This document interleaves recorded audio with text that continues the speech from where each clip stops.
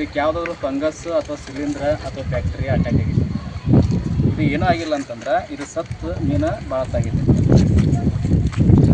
ಆಮೇಲೆ ಇಲ್ಲಿ ಏನೈತಲ್ಲ, ಇಲ್ಲಿ ಕಿವಿ ಇರ್ತದಲ್ಲ, ಆಮೇಲೆ ರೆಕ್ಕೆಗಳು ಇರ್ತಾವಲ್ಲ, ಇದು ಏನಾದರೂ ಸ್ವಲ್ಪ ಏನಾದರೂ ಡ್ಯಾಮೇಜ್ ಆಗಿತ್ತಂದ್ರೆ ಯಾವ ಒಂದು ಬ್ಯಾಕ್ಟೀರಿಯಾ ಅಟ್ಯಾಕ್ ಆಗೈತಿ ಏನಾಗೈತೆ ಅಂತ ಗೊತ್ತಾಗ್ತದೆ.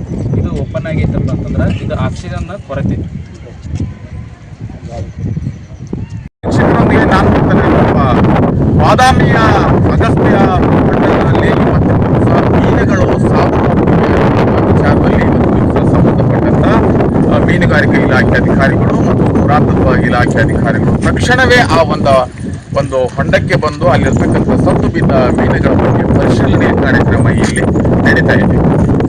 ಅಧಿಕಾರಿಗಳ ಹೇಳುವ ಪ್ರಕಾರ, ಮೀನುಗಾರಿಕೆ ಇಲಾಖೆ ಅಧಿಕಾರಿಗಳ ಹೇಳುವ ಪ್ರಕಾರ ಇದು ಯಾವುದೇ ರೀತಿಯಿಂದ ವಿಷಪೂರಿತ ಆಗಲಿ, ಯಾರೋ ಬಂದು ಇಲ್ಲಿ ವಿಷ ಹಾಕೋದಾಗ್ಲಿ, ಇನ್ನಿತರ ಚಟುವಟಿಕೆಗಳನ್ನು ಮಾಡಿ ಇಲ್ಲಿ ಒಂದು ಆರ್ಟಿಫಿಷಿಯಲ್ ಆಗಿ ಯಾರಿಂದಲೂ ಇದು ಕೃತ್ಯ ನಡೆದಿಲ್ಲ, ಇದು ನೈಸರ್ಗಿಕವಾಗಿ ಸಾವನ್ನಪ್ಪಿವೆ ಅನ್ನುವಂಥ ನಮ್ಮ ಮಾಹಿತಿಯನ್ನು ದಿವಸ ಅಧಿಕಾರಿಗಳು ಹೇಳ್ತಾ ಇದ್ದಾರೆ.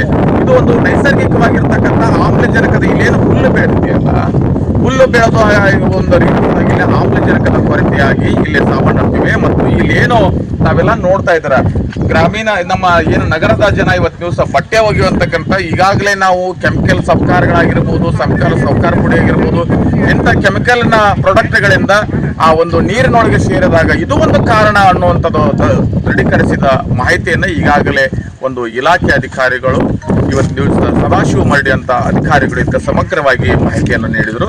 ಇದಕ್ಕೆ ತಕ್ಷಣವಾಗಿ ಬಯಾಲಜಿಕಲ್ ರಿಪೋರ್ಟಿನ ಪ್ರಕಾರ ಇದನ್ನು ನಾವು ನೀರನ್ನು ಮತ್ತು ಪರೀಕ್ಷೆ ಮಾಡಿ ಯಾವ ಕಾರಣಕ್ಕಾಗಿ ಸಾವನ್ನಪ್ಪಿದೆ ಅನ್ನೋದನ್ನು ಇನ್ನಷ್ಟು ವೈಜ್ಞಾನಿಕವಾಗಿ ನಾವು ಪ್ರಯೋಗಾಲಯಕ್ಕೆ ಕಳಿಸಿ ಅದನ್ನ ಸರಿಯಾದ ಮಾಹಿತಿಯನ್ನು ನಾವು ಇನ್ನೂ ಕಂಡುಹಿಡಿಯಲು ಪ್ರಯತ್ನ ಮಾಡ್ತೀವಿ ಅನ್ನೋಂಥ ಮಾಹಿತಿಯೊಂದಿಗೆ ಇದೆಲ್ಲವೂ ಕಾರಣ ಅಂತಂದ್ರೆ ಇವತ್ತು ದಿವಸ ಬಾದಾಮಿಯ ಐತಿಹಾಸಿಕ ಸ್ಥಳ, ವಿಶ್ವ ತಿರುಗೆತ್ತು ನೋಡುವಂತ ಪ್ರದೇಶ, ಅಗಸ್ತ್ಯ ಮುನಿಗಳ ಒಂದು ಹೆಸರಿಟ್ಕೊಂಡು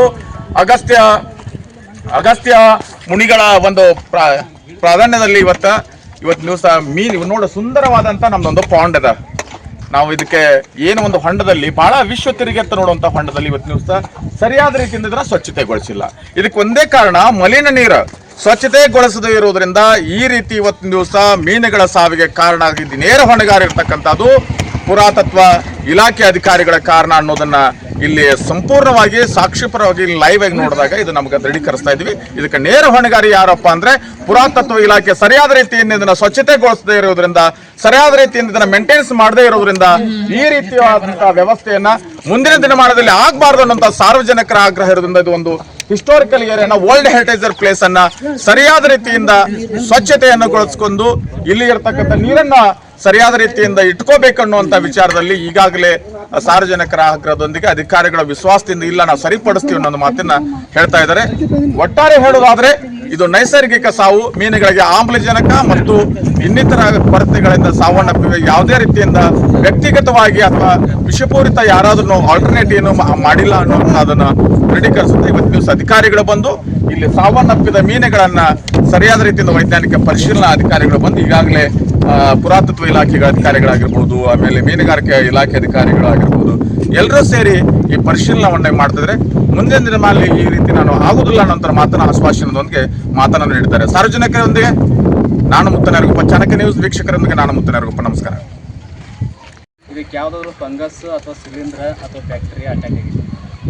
ಇದು ಏನೂ ಆಗಿಲ್ಲ ಅಂತಂದ್ರೆ ಇದು ಸತ್ತು ಮೀನು ಭಾಳತ್ತಾಗಿದೆ. ಆಮೇಲೆ ಇಲ್ಲಿ ಏನೈತಲ್ಲ, ಇಲ್ಲಿ ಕಿವಿ ಇರ್ತದಲ್ಲ, ಆಮೇಲೆ ರೆಕ್ಕೆಗಳು ಇರ್ತಾವಲ್ಲ, ಇದು ಏನಾದರೂ ಸ್ವಲ್ಪ ಏನಾದರೂ ಡ್ಯಾಮೇಜ್ ಆಗಿತ್ತಂದ್ರೆ ಯಾವ ಒಂದು ಬ್ಯಾಕ್ಟೀರಿಯಾ ಅಟ್ಯಾಕ್ ಆಗೈತಿ ಏನಾಗೈತೆ ಅಂತ ಗೊತ್ತಾಗ್ತದೆ. ಇದು ಓಪನ್ ಆಗೈತಪ್ಪ ಅಂತಂದ್ರೆ ಇದು ಆಕ್ಸಿಜನ್ ಕೊರತೆ.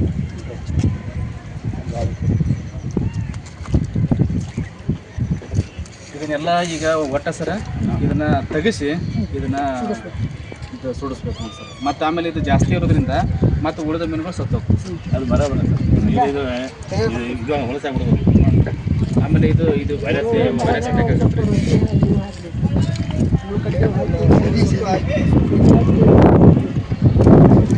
ಸ್ವಲ್ಪ ಇಕ್ಕಾಗಪ್ಪ.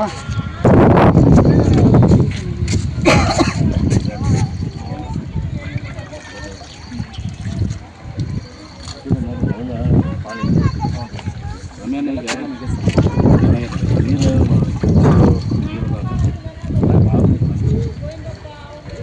ಪಾಚಿ ಬೆಳಕತ್ತಂದ್ರೆ ಈ ಆಕ್ಸಿಜನ್ ಕೊಂಡು ಹಾಕ್ಬೇಕು. ಈ ಬಟ್ಟೆ ಕೊಳೆ ಆಗಿರ್ತಲ್ಲ, ಈ ಬಟ್ಟೆ ಕೊಳಿದ್ರಿಂದ ಸದ್ಯಕ್ಕೆ ಆಕ್ಸಿಜನ್ ಪ್ರಮಾಣ ಕಡಿಮೆ ಆಗುತ್ತೆ ರೀ. ಕೊಡುತ್ತೆ ಬಂತಿದೆ.